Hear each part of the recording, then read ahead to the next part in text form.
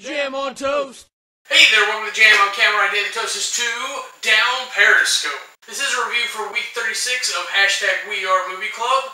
This week's pick was Charlie's. So the short sell on this one is that a talented but unconventional naval officer gets a chance to command his own submarine, but in a kind of a jokes on him situation, it's an outdated diesel submarine when everybody's using nukes, and he gets the most slapstick misfit crew to include the pilot program for women on submarines. Yay, progression. My love for this one was Lauren Holly. Her expressions on her face were priceless throughout the movie, particularly when Sonar was going around pretending to be a whale. Had me dying, and it was just from her face, her reaction.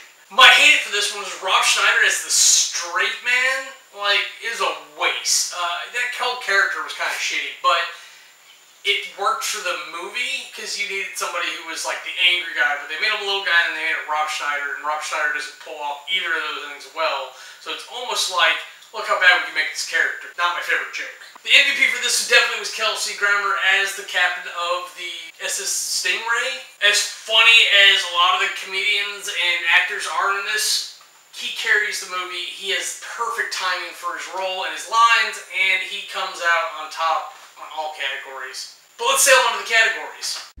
Aesthetics. Look, we're out in the ocean, we're underwater. They stole some footage from like naval documentaries, but overall, beautiful. They got the ship right. You feel confined. It's a teeny tiny space. When they're rocking and stuff, you could tell they're being idiots and just pretending to fall over.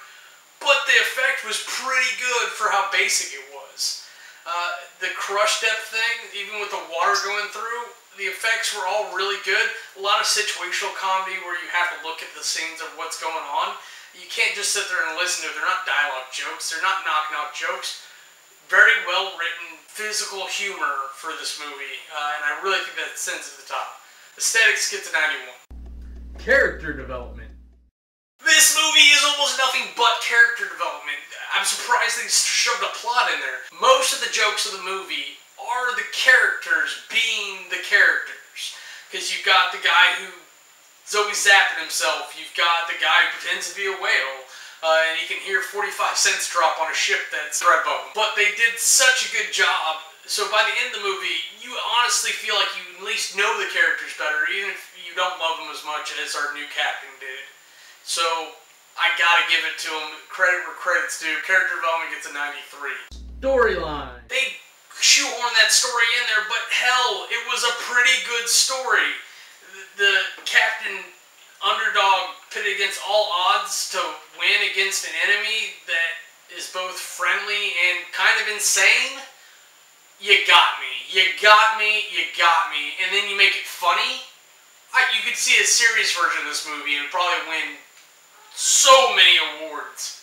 Storyline gets an 88. Compulsion. This is a funny movie. Lots of dumb humor. A lot of clever humor, though. I really had to hand it to him. I wasn't rolling the whole time, but I found myself generally enjoying the movie. I found myself actively following the movie. I stopped and just watched the movie a couple times because there's things going on, but it pulled me. It did. That definitely gives it the points that it deserves. And I'm telling you, this is not a movie that too many people are going to walk away from in a huff. There might be a few Navy guys out there who just hate it, but for everyone that hates it, there's going to be probably two that are like, yeah, I remember that. Because, yeah, they got some stuff wrong. They're not Navy military people. I'm sure they had consultants, but they're comedic writers, and damn if this wasn't good comedic writing. This really is top notch. Compulsion gets an 88. Now if you throw all that up, you get an average of 90. To me, that makes this a top tier must-see movie, I gotta say. So for my wrap-up review, this is an example of how you do good, long-term comedic writing. A lot of comedy writing is just short because that's how jokes are. Jokes don't tend to keep your attention, especially if you keep repeating them. And if you just tell a series of jokes one after the other without a lot of continuity, you end up with Family Guy, and that's a hit or miss scenario. This is how you do it. You put the jokes into the story as living embodiments, as characters. They're just written that well. You're not even just laughing at the characters, you're laughing with the characters. You want them to win, you want them to overcome, and maybe maybe I didn't give the villain enough credit, because the villain is always very important, or the antagonist, more importantly. The protagonist have to overcome in the story. So I've got to say, this is a must-watch, if not one to put in your collection. So once again, this was a review for #WeAreMovieClub. This week's pick was Charlie's. Next week's pick's mine for Red vs. Blue. I'm going to try to find it. I don't know if I can find it, or if there are even legal distributions out there for it. But there are 2 miniseries that you can watch ramping up to this, and it will make the experience better. I promise. I was wigging out when I watched the second one. The first one is Out of Mind. It technically happened... The first one is Out of Mind. It technically happened during Season 4 while Tex was gone. Because you remember she was gone for quite a long time, towards the end of the season. And then she shows up again in 5, and then during 5, we get our first look at Agent Washington. And we start to leave the jokes behind a little bit. Because we're going to say goodbye to Blood Gulch. I'll ruin that for you right now. We're going to move on to bigger and better things. We're going to move on to bigger and better stories. It's going to get a little serious. But I guarantee you, it is damn worth it. Next week is going to be my pick. It's going to be Red vs. Blue Season 6. To me, by far the best season, and a great, great start to an even better story than Red vs. Blue, which Blood Gulch Chronicles only gets better if you've seen the second part, but you can't enjoy the second part nearly as much unless you've seen the first. I'm telling you, Red vs. Blue is a show that only gets better the more you watch it.